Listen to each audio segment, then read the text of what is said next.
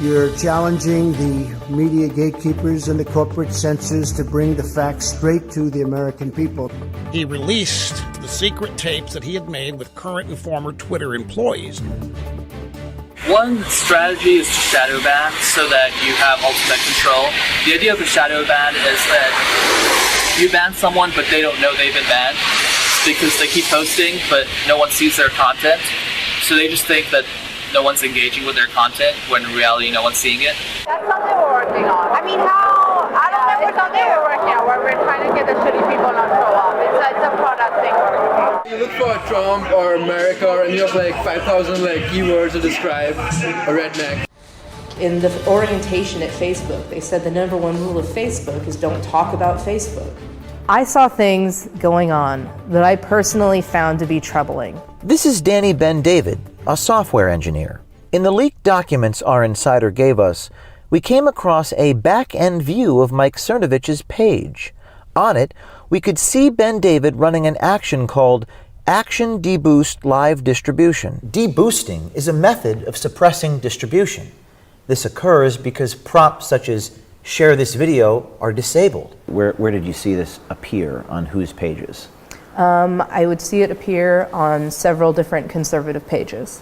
In one slide from Yamamoto's deck, he writes, "Trolls are involved in many destructive behaviors on Facebook." Yamamoto then lists one example, writing, "Red-pilling normies to convert them to their worldview," with a link to a YouTube video by Lauren Chen called Why Social Justice is Cancer.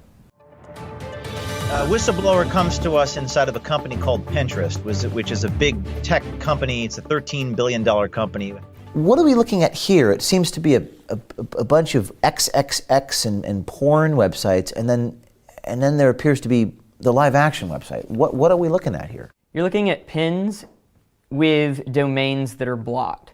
Any domain on the porn block list, you can't make a pin like that. Now, one of the documents you uncovered and sent to Project Veritas was thousands of pages long. It contains offensive terms, porn terms, anything that we don't want to show up on search. There are a lot of terms about Christians, Bible verses, that really don't seem like offensive terms. That typically means they're considered sensitive, beyond brand unsafe, is in a severity level 1.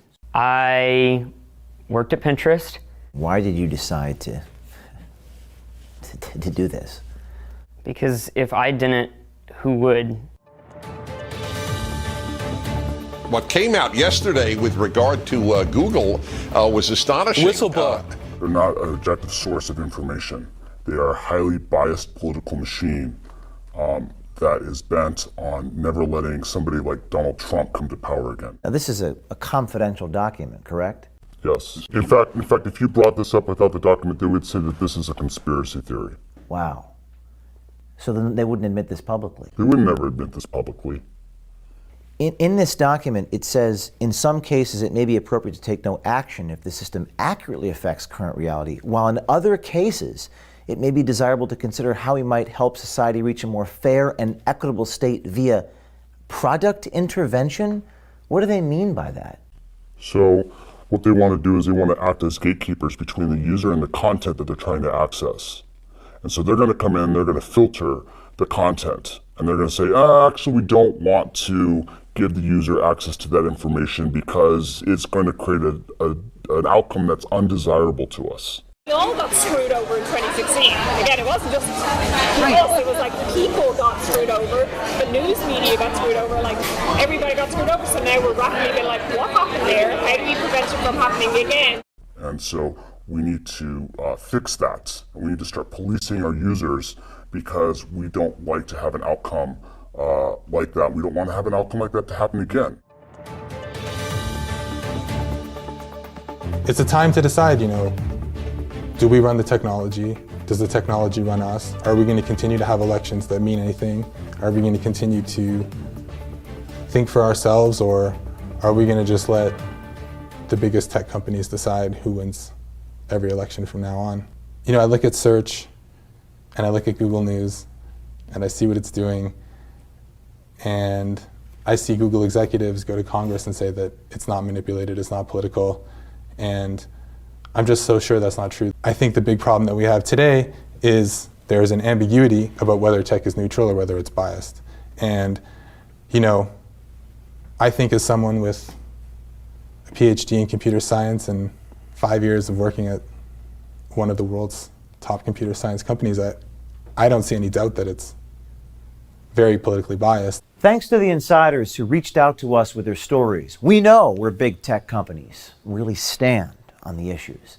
Remember, it takes a lot of courage to risk everything and actually step into the arena to make an impact. As journalists, we at Project Veritas are very grateful for what they do. If you work at one of these big social media companies, or you work in government, or you work for a union, we'd love to hear from you. But you have to be brave. Maybe even wear a camera. You can find out how to contact us securely at projectveritas.com/brave. They may be able to stop one man, but they can't stop all of us.